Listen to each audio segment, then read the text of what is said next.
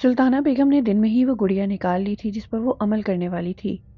رات کے 12 بجے وہ سامان تیار کر کے بیٹھی 2 بجنے کا انتظار کر رہی تھی۔ علی جاگ رہا تھا۔ عریج کو اس نے سونے کا کہہ دیا تھا اور کہہ دیا تھا کہ جب وہ جائے گا تو اسے اٹھا دے گا۔ علی سر بیڈ گراؤنڈ سے ٹکائے اپنے ماضی میں کہیں کھوسا گیا تھا۔ علی 3 دن تک گھر سے غائب رہا تھا۔ سلطانہ بیگم نے عریج کو بہت ٹارچر کیا تھا۔ اس کے پاس تو فون بھی نہیں تھا جو علی کو کال کر لیتی۔ نماز پڑھ کر بیڈ پر لیٹی تو علی کی باتوں کے بارے میں سوچ ہی رہی تھی جب سلطانہ بیگم کی باہر سے چیخنے کی آتی آوازوں نے اسے اپنی طرف متوجہ کیا۔ عریج اپنا دوپٹہ سر پر لیٹی تیزی سے باہر گئی تو علی کو کھڑا پایا۔ پھر وہ معاملہ سمجھنے کی کوشش کرنے لگی۔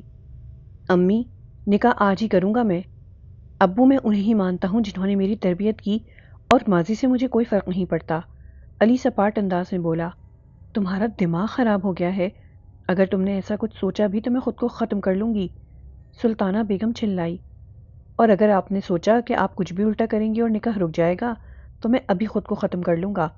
آپ کو عریج کو قبول کرنا ہوگا، میری محبت ہے وہ۔ علی بھی چلایا۔ عریج دروازے پر کھڑی کبھی علی کو دیکھتی تو کبھی سلطانہ بیگم کو۔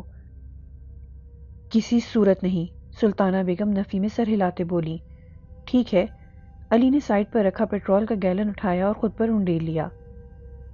سلطانہ بیگم ساکت نظروں سے اسے دیکھنے لگی۔ ان کو وہ علی لگا ہی نہیں جو ان سے اونچی آواز میں بات تک نہیں کرتا تھا۔ اس کو کبھی غصہ نہیں آتا تھا اور آج اس کی آنکھیں سرخ ہو گئی تھیں۔ سلطانہ بیگم ہوش میں تب آئی جب علی نے جیب سے لائٹر نکالا۔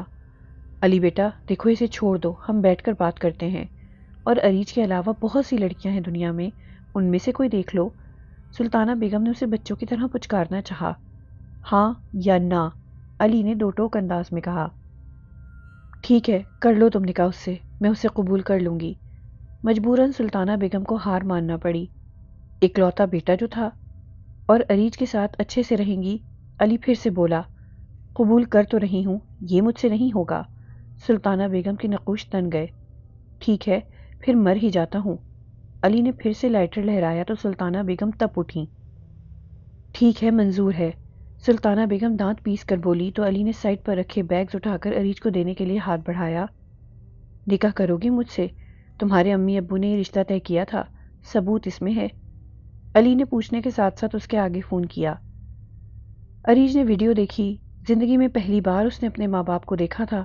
اس کے آنسو بہنے لگے تھے۔ وہ بے ساختہ ہاں میں سر ہلا گئی تھی اور بیگز لیتی کمرے میں چلی گئی تھی۔ خیر سے دونوں کا نکاح ہو گیا تھا۔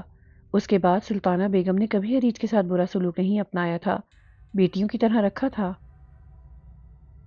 رات کے دوسرے پہر میں سلطانہ بیگم گھر سے نکلنے کے لیے سامان اٹھا کر دبے پاؤں جانے لگیں، مگر کنڈی کی آواز آئی جس پر علی اپنے ماضی سے باہر آیا اور عریج کو اٹھانے لگا۔ عریج، میں جا رہا ہوں، تم جلدی وضو کر کے آؤ، پھر جاؤں گا۔ علی نے عریج کو ہلا کر بولا۔ عریج ازبات میں سر ہلاتی ہوئی واش روم میں گھس گئی۔ 5 منٹ بعد وہ باہر آئی اور جائے نماز پر بیٹھ گئی تو علی اس کے ماتھے پر بوسہ دیتا گھر سے نکل گیا۔ وہ تیزی سے سلطانہ بیگم کے پیچھے جا رہا تھا، مگر جب وہ قبرستان پہنچا تو اس کے جسم میں سرسراہٹ سی دوڑ گئی۔ اسے خوف محسوس ہونے لگا۔ قبرستان کا سناٹا کسی بھی بہادر سے بہادر شخص کو رات کے وقت میں خوف میں مبتلا کر سکتا ہے۔ خاموشی، اوپر سے پورا چاند اور اس کی چمکتی روشنی، کتوں کے بھونکنے کی آواز، علی کو اپنا آپ لرزتا محسوس ہوا۔ مگر پھر وہ ہمت کرتا، گہرا سانس ہوا کے سپرد کرتا قبرستان میں داخل ہوا، مگر سلطانہ بیگم اسے کہیں نہیں دکھیں۔ جب پیچھے سے کسی نے اس کے سر پر ڈنڈا مارا اور وہ سر پکڑتا زمین بوس ہو گیا۔ سلطانہ بیگم اپنی ہی دھن میں مگن ایک قبر کھود کر لاش باہر نکال کر اس کے دائرے کے سامنے لے آئیں اور سفلی عمل میں استعمال ہونے والی ہڈی اور ایک کھوپڑی اور پتلا اور خون لے کر اس دائرے میں جا بیٹھی۔ اب بس انتظار تھا تو 3 بجنے کا، اس میں 10 منٹ تھے۔ وہ اپنے دائرے کے آس پاس دیے جلا رہی تھیں۔ سلطانہ بیگم کفریہ کلمات پڑھنے میں مصروف تھی جب انہیں ایسا محسوس ہوا کہ کوئی انہیں گھور رہا ہے تو انہوں نے سامنے دیکھا۔ دور ہی ایک عورت کھڑی تھی، اس کے منہ پر بال تھے، شکل نہیں نظر آئی۔ وہ پھر سے پڑھائی میں لگ گئی جب انہیں کسی نے زور سے پکارا، سلطانہ۔ سلطانہ بیگم نے چونک کر سامنے دیکھا۔ وہ عورت اب بھی کھڑی سلطانہ بیگم کو دیکھ رہی تھی۔ سلطانہ بیگم کی نظر جب اس کے پاؤں پر پڑی تو ان کو اپنی روح جسم سے نکلتی محسوس ہوئی۔ اس کے پاؤں الٹے تھے۔ سلطانہ بیگم نے جلدی سے پڑھائی شروع کر دی۔ آہستہ آہستہ ان کے ارد گرد خوفناک مخلوق نمودار ہونا شروع ہو گئی۔ وہیں ایک طرف سے انہیں فقیرہ اور کچھ لوگ آتے دکھائی دیے تو وہ کچھ پرسکون ہوئی تھیں، کیونکہ ان کا عمل اب اختتام کو تھا۔ علی کو جب ہوش آیا تو اس نے خود کو بندھا ہوا زمین پر پڑا پایا۔ وہ سب کچھ سمجھنے کی کوشش کر رہا تھا۔ اس کے حواس جیسے ہی بحال ہوئے، 1 منٹ لگا تھا اسے سب کچھ یاد آنے میں۔ اس کا پاؤں زنجیر سے باندھ کر پیٹ سے زنجیر کا دوسرا سرا بندھا تھا۔ اس نے آس پاس نظریں دوڑائیں، تھوڑی دور ایک بڑا پتھر دیکھا، مگر وہ اس کی پہنچ سے تھوڑا دور تھا۔ وہ تیزی سے اس پتھر کی طرف لپکا اور پاس پڑے ڈنڈے کی مدد سے اسے پاس گھسیٹنے لگا۔ اریج جائے نماز پر بیٹھی مسلسل تسبیح پڑھ رہی تھی، مگر اب اسے نیند آنے لگی جب اسے اپنے آس پاس بہت سارے لوگ سر پر کفن بندے کھڑے دکھائی دیے۔ اریج اپنی آنکھیں میچ گئی اور آیت الکرسی کا ورد کرنے لگی۔ تھوڑی ہی دیر بعد اس نے آنکھیں کھولی تو آس پاس کوئی نہ دکھا۔ بے ساختہ اس نے اللہ کا شکر ادا کیا۔ اریج، میں آ گیا، باہر آ جاؤ۔ صحن سے علی کی آواز آئی تو اریج کی خوشی کا انتہا نہ رہی۔ اس نے گھڑی کی طرف دیکھا جو صبح کے 4 بجا رہی تھی۔ اریج سکھ کا سانس لے کر اٹھ کھڑی ہوئی، جائے نماز تہہ کر کے دوپٹہ کھولتے ہوئے باہر گئی، جہاں علی صحن میں لگے پیڑ کے پاس کھڑا تھا۔ وہ اس کے پاس جاتے ہوئے دوپٹہ سر سے ہٹاتی ہوئی آگے بڑھ گئی۔ علی، یہاں کیوں کھڑے ہیں اور امی کہاں ہیں؟ اریج بازو سینے پر باندھ کر سوال کرنے لگی۔ کہتے ہیں نا، جب کچھ ہونا ہو تو اسے کوئی نہیں ٹال سکتا۔ جب اچانک سے علی کی شکل کسی خوفناک مخلوق میں تبدیل ہو گئی۔ اریج نے صحن میں لگی گھڑی کی طرف دیکھا جو رات کے 2:30 بجا رہی تھی۔ اریج کو اب اپنی غلطی کا احساس ہوا تھا، مگر بہت دیر ہو چکی تھی۔ سلطانہ بیگم کے پاس فقیرہ نے آ کر اسے چاروں طرف سے گھیر لیا تھا۔ بلی چڑھانے کا انتظام کرو بھائی، فقیرہ نے مزے سے اپنے چیلوں سے کہا تو وہ لوگ شاطرانہ مسکراہٹ لیے سر ہلاتے تیاری کرنے لگے۔ کس کی بلی؟ سلطانہ بیگم کو ان لوگوں کی بات سن کر گھبراتے ہوئے بولی۔ تمہاری بی بی، تمہیں کیا لگتا ہے ایسے ہی تمہارا کام کر رہی تھی؟ فقیرہ ہنس کر بولی۔ کیا مطلب؟ میں سمجھی نہیں۔ سلطانہ بیگم نے پھر سے سوال کیا، کیونکہ ابھی 4 نہیں بجے تھے اور وہ 4 بجے سے پہلے دائرے سے باہر نہیں آ سکتی تھی، ورنہ ان کی جان کو خطرہ تھا، ورنہ بھاگ جاتی، اور اگر باہر نہ آتی تو وہ لوگ انہیں بلی چڑھا دیتے۔ ان کو اب اپنے آس پاس خوف کی گھنٹیاں بجتی محسوس ہوئی تھیں۔ حلیمہ، کوئی ایسی عورت بتاؤ جو چاند کی 14 تاریخ کو پیدا ہوئی ہو تو تمہاری سوتن 2 دن میں مر جائے گی اور تمہارا شوہر تمہارا دیوانہ ہو جائے گا۔ بی بی جی، ویسے تو میں کسی کو نہیں جانتی، مگر ایک بیوقوف ہے۔ اگر آپ پتہ کر لیں کہ وہ چاند کی 14 کو ہوئی ہے تو میں اس بیوقوف کو پھنسا لاؤں۔ حلیمہ نے سلطانہ بیگم کا ذکر کر کے فقیرہ کو سب بتا دیا۔ پھر فقیرہ نے کچھ کفریہ کلمات پڑھتے ہوئے آنکھیں بند کر لیں۔ پھر کچھ دیر بعد آنکھیں کھول کر شاطرانہ مسکراہٹ چہرے پر سجائی تھی۔ ٹھیک ہے، کتنا وقت لگے گا؟ فقیرہ بولی۔ جی بس اس کو اپنی سوتن کے انتقال سے یقین دلانا ہے۔ ٹھیک ہے، ہو جائے گا، فقیرہ بی بی نے کہا تو حلیمہ بیگم فقیرہ کے آستانے سے نکلتی چلی گئی۔ اب آئے گا مزہ، مجھے کسی سخت جادو کرنے والے کی بلی چڑھانی ہے جو چاند کی 14 کو ہوا ہو پیدا۔ اس سے سخت عمل کروا کر اس کی بلی چاند گرہن پر چڑھا دیں گے، پھر میری طاقتیں بڑھ جائیں گی۔ فقیرہ اپنی چیلی سے اتنا کہتے زور زور سے ہنسنے لگی۔ اور تمہاری سوتن کے ساتھ تمہاری بن رہی ہے؟ سلطانہ بیگم نے حلیمہ بیگم سے کہا جو اس وقت سلطانہ بیگم کے گھر آئی ہوئی تھی۔ کبھی نہ بناؤں، ایک ہیں ان سے بات کی ہے، 3 دن میں مر جائے گی، حلیمہ بیگم رازدارانہ انداز میں بولی۔ مزید کچھ بولتی مگر اریج کو آتا دیکھ کر خاموش ہو گئی جو ہاتھ میں ریفریشمنٹ لے کر آ رہی تھی۔ اریج ریفریشمنٹ رکھ کر گئی تو سلطانہ بیگم کے چہرے پر ناگوار تاثرات نمایاں ہوئے جو حلیمہ بیگم نے بخوبی نوٹ کر لیے۔ یہ تمہیں نہیں پسند کیا؟ حلیمہ بیگم نے کریدا۔ ہاں بس مجبوری میں جھیل رہی ہوں، میرا بیٹا بیچ میں نہ ہوتا تو گلا دبا دیتی اس کا۔ سلطانہ بیگم غصہ ضبط کرتے بولی۔ تو تم بی بی کے پاس جاؤ، بغیر کسی کو پتہ لگے تمہارا کام ہو جائے گا۔ حلیمہ نے پتا پھینکا۔ کیا سچ میں ہو جائے گا؟ سلطانہ بیگم خوشگوار لہجے میں بولی۔ ہاں کیوں نہیں، حلیمہ بیگم نے چائے کا گھونٹ بھرتے ہوئے کہا۔ پہلے تمہارا کام ہو 3 دن میں، پھر جاؤں گی، سلطانہ بیگم نے کہا تو حلیمہ بیگم سر کو خم دے کر خوش ہوتی چائے پینے لگی۔ علی بہت محنت کے بعد اس پتھر کو قریب کرنے میں کامیاب ہو گیا تھا، مگر سر سے نکلتے خون کی وجہ سے اسے کمزوری محسوس ہو رہی تھی۔ اسے اپنا سر چکراتا محسوس ہوا، مگر اس وقت پرواہ کسے تھی؟ وہ ہر چیز سے بے نیاز اس زنجیر کو توڑنے میں لگا تھا جو کہ خوش قسمتی سے 3 چوٹوں میں ہی ٹوٹ گئی تھی۔ اسے لگا تھا اس کی ماں کے علاوہ سب لوگ محفوظ ہیں، مگر یہ اس کی خام خیالی تھی۔ وہ تیزی سے اٹھ کھڑا ہوا، وہ قبرستان کی طرف جانے لگا۔ رکو برخوردار، تم مقابلہ نہیں کر سکتے اکیلے۔ پیچھے سے آتی شکیل صاحب کسی آواز پر علی نے گھوم کر دیکھا۔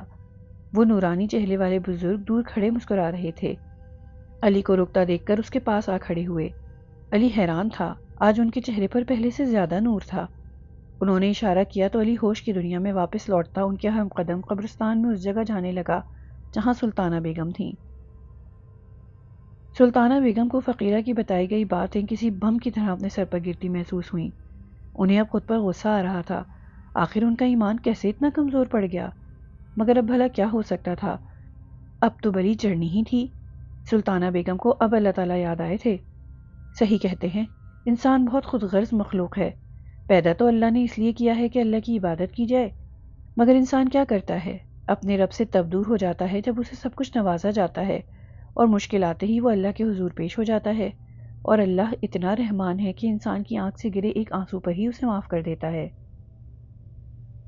سلطانہ بیگم ٹرانس کی سی کیفیت میں سب کچھ ہوتا دیکھ رہی تھیں۔ رک جاؤ فقیرہ، یاد رکھو تم میرا مقابلہ نہیں کر سکتی۔ شکیل صاحب کی آواز پر جہاں فقیرہ نے سامنے دیکھا، وہیں سلطانہ بیگم نے ہاتھ اٹھائے تھے خدا کا شکر ادا کرنے کے لیے۔ علی اپنی ماں کی طرف لپکا تھا، مگر فقیرہ کے چیلے نے اسے کالر سے گھسیٹ کر پیچھے پھینکا تھا۔ اتنی محنت تمہارا ہی تو مقابلہ کرنے کے لیے کی ہے، فقیرہ نے پرسکون انداز میں کہہ کر اپنے ہاتھ میں موجود تسبیح پر کچھ پڑھنا شروع کر دیا، جسے شکیل صاحب بخوبی سمجھتے ہوئے خود بھی آنکھیں بند کر کے کچھ پڑھنے لگے، اور دیکھتے ہی دیکھتے چاروں طرف سے شیطانی طاقتیں نمودار ہونے لگیں۔ دوسری طرف شکیل صاحب کے پیچھے سفید چادروں میں ہاتھ باندھے کھڑے نورانی چہرے والوں کی قطار کھڑی ہو گئی تھی۔ فقیرہ نے وار کرنا چاہا، تبھی ایک ہوا کا اتنا تیز جھونکا آیا، فقیرہ دور جا گری۔ پھر وہ کچھ پڑھتے پڑھتے ایک بھنور کی صورت میں شکیل صاحب کی طرف آ رہی تھی، اور ان تک پہنچتے ہی وہ آگے نہ بڑھ پائی۔ چاروں طرف روشنی ہونے لگی، جیسے کوئی شیلڈ بیچ میں آ گئی ہو۔ علی یہ سب منظر دیکھ کر حیران رہ گیا، مگر زیادہ دیر نہ دیکھ پایا کیونکہ بھنور کی وجہ سے سب جگہ دھول مٹی اڑنے لگی تھی۔ اللہ اکبر، اللہ اکبر! اذانوں کی آواز پر فقیرہ اپنی اصل حالت میں آتی شکیل صاحب کو غصے سے گھورنے لگی، جو پرسکون مسکراہٹ کے ساتھ اسے دیکھ رہے تھے، جیسے بتانا چاہ رہے ہوں کہ دیکھ لو، اللہ سے بڑی کوئی طاقت نہیں۔ آج تم جیت گئے ہو، کل میں اس کی بلی چڑھاؤں گی۔ اتنا کہتی فقیرہ رفو چکر ہو گئی۔ اذانوں کی آواز سے شیطان ہمیشہ ہی بھاگتا ہے، اسی طرح فقیرہ اور اس کے چیلے بھاگ گئے۔ سلطانہ بیگم دائرے سے اٹھتی شرمندگی سے سر جھکائے علی کے پاس اٹھ کر آئیں، مگر علی آگے بڑھ گیا۔ اس نے ان کی طرف دیکھا تک نہیں، جن کے بغیر کبھی کسی کا گھر نہیں رکا کرتا تھا۔ وہ علی تیز قدموں کے ساتھ گھر کی طرف جا رہا تھا۔ شکیل صاحب کو یہ سب دیکھ کر بہت افسوس ہوا، مگر اس وقت معاملہ ٹلا ضرور تھا، ختم نہیں ہوا تھا، اس لیے فی الحال وہ خاموش ہو گئے، مگر بعد میں علی کو سمجھانے کا ارادہ رکھتے تھے۔ وہ لوگ گھر میں داخل ہوئے تو علی سب سے پہلے کمرے میں گیا۔ علی کو اریج کمرے میں نہیں دکھی تو اس کی پیشانی پر بل نمودار ہوئے۔ وہ تیزی سے باہر آیا اور گھر کے تمام کمرے دیکھنے لگا۔ تمام کمرے دیکھنے کے بعد بھی وہ اسے نہ دکھی۔ اسی وقت اس کی نظر اندھیرے میں ڈوبے پیڑ سے باہر آتے زنانہ پیروں کی طرف پڑی۔ علی نے دھڑکتے دل کے ساتھ موبائل کی ٹارچ روشن کی۔ دماغ نے شدت سے خطرے کی گھنٹیاں بجائی تھیں۔ اس نے ٹارچ پیڑ کی طرف کی تو اریج کو بکھرے بالوں کے ساتھ نیچے سر جھکائے بیٹھا پایا۔ علی ایک ہی جست میں اس کے سامنے آیا تھا۔ اریج، تمہیں منع کیا تھا نا، کیوں آئی ہو یہاں، اور یہ کیسے بیٹھی ہو؟ علی بنا سانس لیے بولتا چلا گیا، مگر جب اریج کے جسم میں جنبش نہ ہوتی دیکھی تو اس نے کندھے سے پکڑا، مگر وہ تو اس کے ہاتھوں میں جھول گئی۔ علی کو اپنے ہاتھ پاؤں پھولتے محسوس ہو رہے تھے۔ اس نے اریج کا چہرہ اٹھایا، جو اریج تو اسے کہیں سے نہ لگی۔ وہ معصوم سا چہرہ اس وقت اتنا خطرناک لگ رہا تھا۔ علی کو حیرت کا جھٹکا لگا۔ شکیل صاحب نے اریج کی شکل دیکھ کر ایک افسوس بھری نگاہ سلطانہ بیگم کی طرف کی۔ علی اریج کو باہوں میں بھرتا تیزی سے کمرے میں لے کر گیا اور وضو کر کے آ کر قرآن پاک لے کر اس کے سرہانے بیٹھ گیا۔ علی کا بحال ہونا سلطانہ بیگم کا کلیجہ چیر گیا تھا۔ انہوں نے پہلی بار علی کو گھر میں قرآن پڑھتے دیکھا تھا، اور پھر کہتے ہیں نا، محبت انسان سے ہر وہ کام کروا لیتی ہے جو شاید ہی کوئی کروا سکے، اور پھر محرم کی محبت میں تو انسان دنیا فنا کر سکتا ہے۔ اس سب سے وقتی طور پر سب رک جائے گا، مگر ہمیشہ کے لیے نہیں۔ شکیل صاحب کی آواز نے کمرے کی خاموشی کو توڑا تو علی نے نظریں اٹھا کر انہیں دیکھا۔ اس کی آنکھ سے ایک آنسو ٹوٹ کر داڑھی میں جذب ہوا تھا۔ تو پھر کیسے سب ٹھیک ہوگا؟ علی کے کنٹرول کرنے کے بعد بھی اس کی زبان لڑکھڑا گئی تھی، ہچکیاں بند گئی تھیں۔ سلطانہ بیگم ساکت نظروں سے اسے دیکھ رہی تھیں۔ ان کو اپنے بیٹے کی حالت دیکھ کر خود پر غصہ آیا تھا۔ بچپن کے بعد اب اسے دیکھا تھا اس طرح بچوں کی طرح روتے۔ آج اگر اریج علی کو دیکھ لیتی اس طرح روتے ہوئے تو اپنی قسمت پر رشک کرتی۔ فقیرہ یا تو اس کا علاج بتا دے یا پھر اس کا خاتمہ۔ آج رات اریج کو ایک کمرے میں ہی رکھنا، میں 1-2 دن میں آؤں گا اس مسئلے کا حل نکال کر، شکیل صاحب پرسوچ انداز میں کہتے گھر سے باہر نکلتے چلے گئے۔ شکیل صاحب کے جانے کے بعد سلطانہ بیگم علی کو دلاسا دینے کے لیے ہمت جمع کرتی پاس آنے لگیں، مگر اس نے ہاتھ کے اشارے سے انہیں روک دیا۔ اب کیوں آ رہی ہیں؟ تب تو بہت شوق تھا آپ کو، ڈنڈا اسی لیے مارا تھا نا تاکہ اپنے مقصد میں کامیاب ہو سکے۔ مبارک ہو گئی آپ کامیاب، جشن منائیں۔ آپ نے تو اپنے بیٹے کو بھی نہیں بخشا۔ علی پھٹ پڑا تھا، اس کا ضبط اب جواب دے گیا تھا۔ میں تمہیں تکلیف نہیں دینا چاہتی تھی، سلطانہ بیگم اپنے آنسو ضبط کرتی بولی۔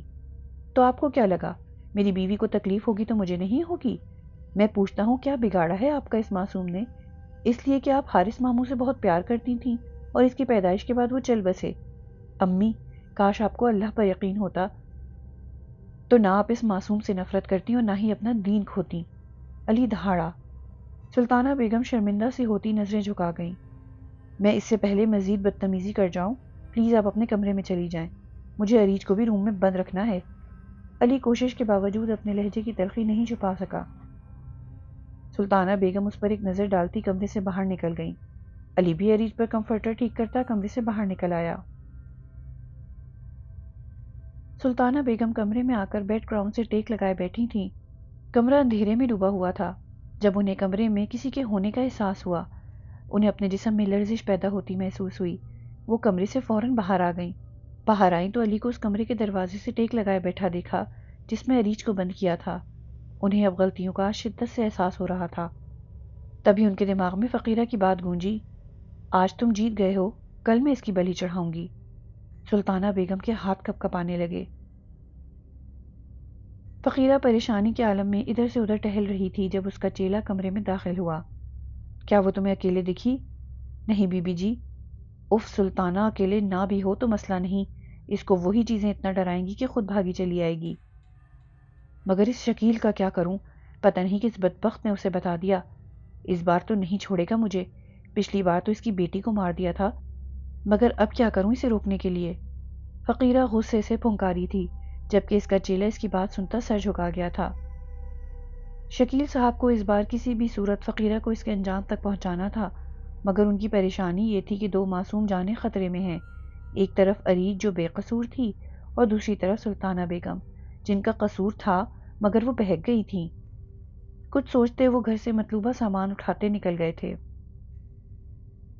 علی بیٹا کچھ کھا لو، سلطانہ بیگم صبح سے اسے دروازے سے لگا بیٹھا دیکھ رہی تھیں۔ بات تو وہ کر نہیں رہا تھا مگر ماں تھیں، بھلا کیسے اپنی اولاد کو تڑپتا دیکھتی۔ ان کی آواز پر علی نے انہیں نظریں اٹھا کر دیکھا۔ اس کی آنکھیں زیادہ رونے کی وجہ سے سرخ ہو رہی تھیں۔ کیا نہیں تھا ان آنکھوں میں؟ کسی اپنے کو کھو دینے کی تکلیف۔ ایسا لگ رہا تھا کسی نے ان کے دل کا سکون کھینچ نکالا ہو۔ بال اس کی پیشانی پر بکھرے ہوئے تھے، ہاتھ میں تسبیح لی ہوئی تھی، کسی فقیر سے کم نہیں لگتا تھا۔ اس کی حالت دیکھ کر ان کی آنکھیں بھر آئی تھیں، وہ نظریں چرا گئی۔ علی کچھ بولنے والا تھا جب کمرے میں سامان گرنے کی آواز آئی۔ علی نے بے بسی سے دروازے کو دیکھا مگر شکیل صاحب کے منع کرنے کی وجہ سے رک گیا۔ اس کا بس نہیں چل رہا تھا اندر موجود لڑکی کو فوراً ٹھیک کر دے۔ وہ اپنی سوچوں میں ڈوبا دروازے کو دیکھ رہا تھا جب اندر سے اریج کے رونے کی آوازیں آنے لگیں۔ علی تڑپ اٹھا تھا۔ علی، مجھے یہ لوگ مار دیں گے، بچائیں مجھے علی۔ اریج کی روتی آواز پر اسے لگا اس کا دل کسی نے مٹھی میں لے لیا ہو۔ پہلے تو وہ برداشت کرتا رہا مگر جب برداشت نہ ہوا تو اس نے دروازہ کھول کر اندر دیکھا۔ سامنے کا منظر دیکھ کر اس کو حیرت کا جھٹکا لگا۔ سامنے ہی اریج نیچے بیٹھی چوہا پکڑ کر کھا رہی تھی۔ سلطانہ بیگم نے بیٹے کو دروازے پر ہی کھڑا دیکھا تو خود بھی اندر گئیں۔ اس کی حالت دیکھ کر جہاں ان کے دل کو سکون ملا تھا، چہرے پر اطمینان آیا تھا، وہیں علی کو دیکھ کر آنکھیں بھر آئی تھیں۔ علی تیزی سے عریج کی طرف لپکا تھا۔ عریج نے سائڈ ٹیبل پر پڑا گلدان اٹھا کر علی کے سر پر مارا۔ سلطانہ بیگم بت بنی منظر دیکھ رہی تھی۔ علی جس کے سر پر پہلے ہی تھوڑی چوٹ لگی تھی، دوبارہ سر پر لگی چوٹ برداشت نہ کر سکا اور زمیں بوس ہو گیا۔ سلطانہ بیگم علی کی طرف جانے لگی جب پیچھے سے عریج نے ان کی چوٹی پکڑی اور بالوں سے کھینچتی ہوئی لے جانے لگی۔ رات کے 12 بجے کسی کے لیے بھی ایسا منظر دیکھنا موت کے منہ میں دھکیل سکتا ہے۔ ویسے تو انسان بہت سی خوفناک فلمیں دیکھتے ہیں، مگر حقیقت میں ایسا کچھ بھی برداشت کرنا بہت مشکل ہے۔ سلطانہ بیگم مسلسل اپنے بال چھڑانے کی کوشش کر رہی تھیں، مگر کوشش بیکار ثابت ہو رہی تھی۔ سلطانہ بیگم کا سر لے جا کر عریج نے اس پیڑ پر مارا جہاں انہوں نے بیٹھ کے عریج کی موت کا سامان تیار کیا تھا۔ سلطانہ بیگم کو اپنی جان نکلتی ہوئی محسوس ہوئی۔ ابھی وہ اس سب سے سنبھلی نہیں تھیں جب سائیڈ میں پڑی ایک لوہے کی سلاخ عریج نے اٹھا کر ان کے سر پر دے ماری۔ سلطانہ بیگم کی چیخ پورے گھر میں گونج رہی تھی۔ نہ علی تھا جو بچاتا، اور اب تو سلطانہ بیگم کو اپنا آخری وقت نظر آیا تھا۔ ان کی نظروں کے سامنے اندھیرا چھا گیا تھا۔ عریج نے سلاخ ان کے پیٹ میں دے ماری اور خود گھر سے باہر نکل گئی۔ شکیل صاحب علی کے گھر جا رہے تھے۔ راستے میں عریج کو آتا دیکھا تو ان کا دماغ ٹھٹکا۔ انہوں نے سائڈ پر گاڑی روکی اور عریج کو عمل کرتے ہوئے بہت کوشش کے بعد انہوں نے گاڑی میں بٹھا دیا اور کچھ پڑھائی کر کے اس پر پھونک ماری۔ جو عریج کچھ دیر پہلے مارنے کے در پہ تھی، وہ ہوش و حواس سے بیگانہ ہو گئی۔ مگر انہیں حیرت ہوئی، اب اس کی شکل اصل شکل میں تبدیل ہو گئی تھی۔ انہیں کچھ گڑبڑ لگی۔ انہوں نے گاڑی کی رفتار تیز کر دی اور علی کے گھر کی طرف گامزن ہو گئے۔ شکیل صاحب جب علی کے گھر میں داخل ہوئے تو سامنے کا منظر دیکھ کر بے اختیار ان کے منہ سے نکلا، انا للہ و انا الیہ راجعون۔ سامنے ہی سلطانہ بیگم تھی جن کا پیٹ پھٹا ہوا تھا، منہ سے خون نکل رہا تھا، ایک بازو دور پڑا ہوا تھا۔ شکیل صاحب نے ان کی سانسیں چیک کی جو توقع کے مطابق نہیں چل رہی تھیں۔ انہیں اب عریج کے نقوش کے ڈھیلا پڑنے کی وجہ سمجھ میں آئی تھی، کیونکہ جس سے وابستہ چیزیں تھیں وہ ادھورے عمل پر سلطانہ بیگم کو پریشان اور عریج پر حاوی تھیں۔ تبھی عریج پر سے اثر تو کرنے دیا تھا، مگر اب بھی وہ چیزیں عریج کو پریشان کرتیں۔ شکیل صاحب علی کو ڈھونڈتے ہوئے اندر گئے تو اسے بے ہوش پڑا پایا۔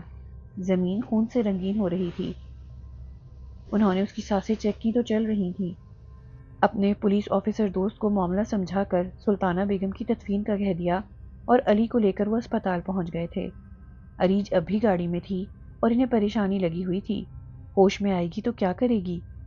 اب معاملات بگڑ گئے ہیں، مزید یہ جیسا وہ سوچ رہے ہیں ویسا ہی ہوگا۔ علی کی بینڈیج کر دی گئی تھی مگر وہ دوائیوں کے زیر اثر تھا۔ عریج کو انہوں نے مولوی صاحب کی بیگم کے پاس بھیج دیا تھا، مگر کچھ احتیاطیں بتا کر، اور اب ان کی منزل اصل مجرم کو اس کے انجام تک پہنچانا تھی۔ صحیح کہتے ہیں جیسا کرو گے ویسا بھرو گے۔ لوگ موت تو بھول ہی جاتے ہیں جو دنیا کی سب سے بڑی حقیقت ہے۔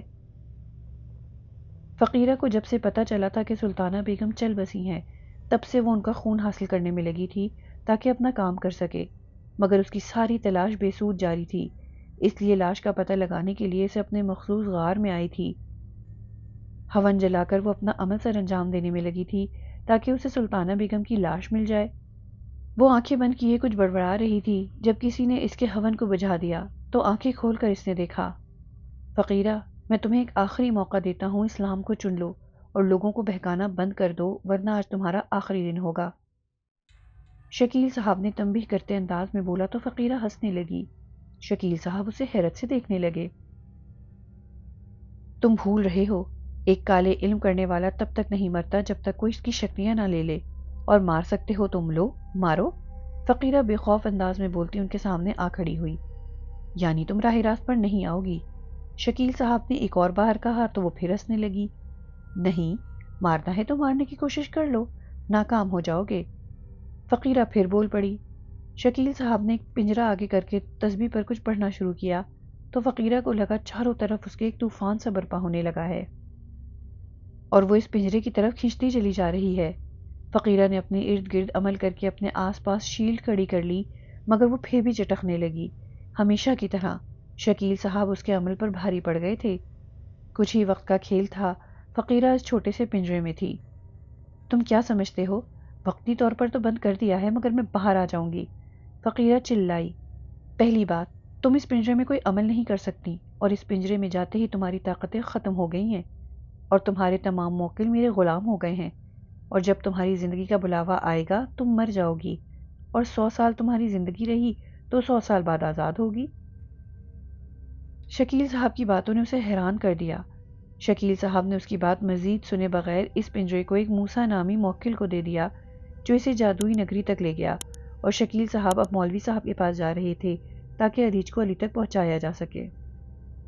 عریج جب علی کے پاس آئی تو وہ آنکھیں موند کر لیٹا ہوا تھا۔ علی، طبیعت کیسی ہے؟ عریج علی کے سر پر ہاتھ رکھتے ہوئے بولی تو علی نے حیرت سے آنکھیں کھول کر اسے دیکھا۔ عریج، تم ٹھیک ہو؟ امی کہاں ہیں؟ علی کو جہاں خوشی ہوئی تھی وہیں اپنی ماں کو اس کے ساتھ نہ دیکھ کر پریشانی لاحق ہوئی تھی، مگر علی کے سوال پر عریج سر جھکا گئی تھی۔ برخوردار، تمہاری ماں بھی اس دنیا میں نہیں رہی، جو بویا تھا وہی کاٹا، تم تھوڑی دیر میں ڈسچارج ہو جاؤ گے تو پھر کل تدفین کا انتظام کریں گے۔ عریج کہنے والی تھی جب شکیل صاحب وارڈ میں داخل ہوتے بول پڑے۔ ان کی باتوں پر علی اپنی سسکی کا گلا گھونٹتا آنکھیں موند گیا تھا۔